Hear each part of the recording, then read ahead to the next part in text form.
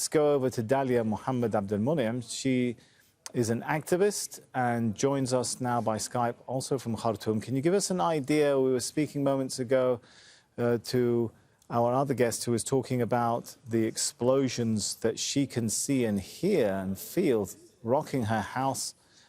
Tell us what you're seeing. I don't know if you can hear it, but it's literally very heavy artillery. It's not just a normal gun. This is really heavy weaponry that's being used. I mean, our house is shaking. It's been shaking for a bit now. And I stepped out just to see, and all I could see was plumes of smoke. But honestly, we're not venturing out. We're not going out anywhere because we really don't know what's happening. But we are, where I live is very close to one of the bases or the headquarters of the RSF. So, which is also near, like a 5-minute drive from the presidential palace and the main area of downtown Khartoum. So I guess this is where the majority of the, I don't know if you can call it fighting, is taking place at this moment. All right, and as you're talking to us, we're getting lines dropping here. Stay with me for a second, Dallia. But Sudan's General Intelligence is calling the RSF a rebel group. When we hear statements like that, Dallia, it must be very worrying for the path that the country is on, for the unity of the country at this point. It is. It's actually frightening. It's not just worrying. It's frightening because they've literally reached the point of no return. This latest escalation shows that all the talks, all the negotiations have fallen flat. They have failed miserably because until yesterday night, we were reading and being told that an agreement has been reached between both sides, between the RSF and the army. So then to wake up this morning and to hear of these clashes it just points a finger that we don't know what's going to happen next. So far, I haven't heard of any casualties, civilian casualties, nor of army personnel casualties, but it is between them, and we, the people, are the ones caught in the middle. And Khartoum is a very densely populated city. It's not open spaces. So anything that can go wrong, it will be devastating. I mean, but then again, this is new to us in the center. But for those who've been living in Darfur or in the Nuba Mountains, this was a norm for them. But for us in the center, it's not. And it's definitely not a pleasant experience to go through. Were people prepared for this kind of situation, Dallia? Were they stocked up? One imagines if this fighting becomes prolonged, issues like access to food, healthcare and so on might become complicated if people were not expecting this. It is very complicated because actually the talk was that something would happen probably over Eid because then, it's the calm, it's Eid, it's a holiday, everyone's out, so that would be the perfect time for them to do anything if either side wanted to step it up. So we were really caught by surprise by what happened this morning. And no, we're not prepared. I mean, I personally was planning on buying some supplies just because it's still Ramadan and we have Eid coming up. So, but now we're all stuck at home or stuck wherever we are and just waiting to see how it will play out.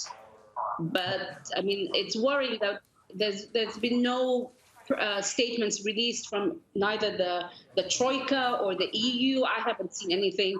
So we don't know what's happening behind closed doors. Are they reaching out? Are there negotiations?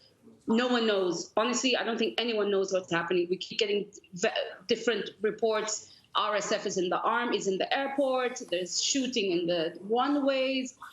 We don't know what's happening. It's just getting snippets of information from social media, from friends and contacts and colleagues. And the good thing is, so far, the internet hasn't been shut down. So in that sense, that's a blessing.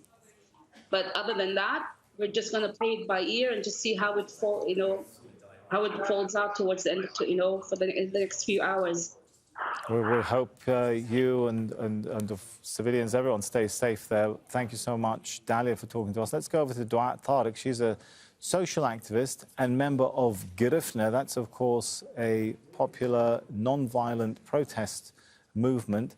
So, Duaa, bring us up to speed with where this is leaving. You're a member of one of the protest movement forces.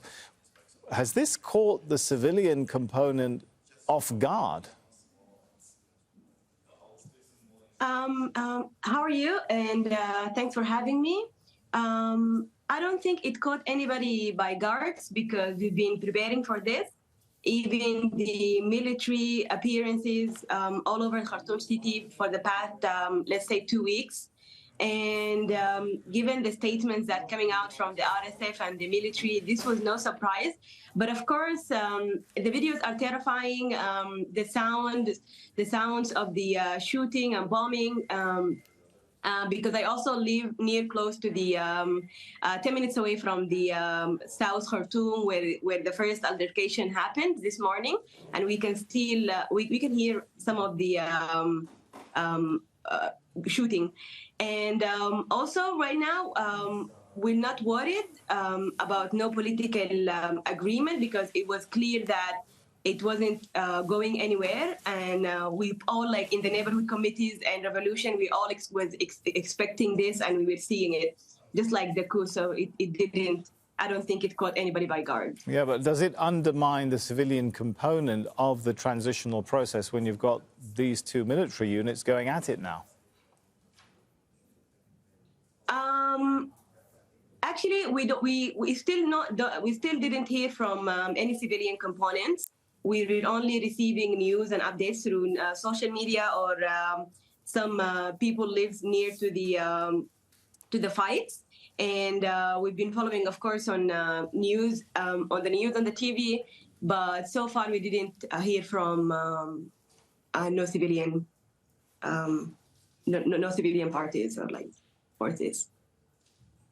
All right, thank you so much, Duaa Tariq there. Let's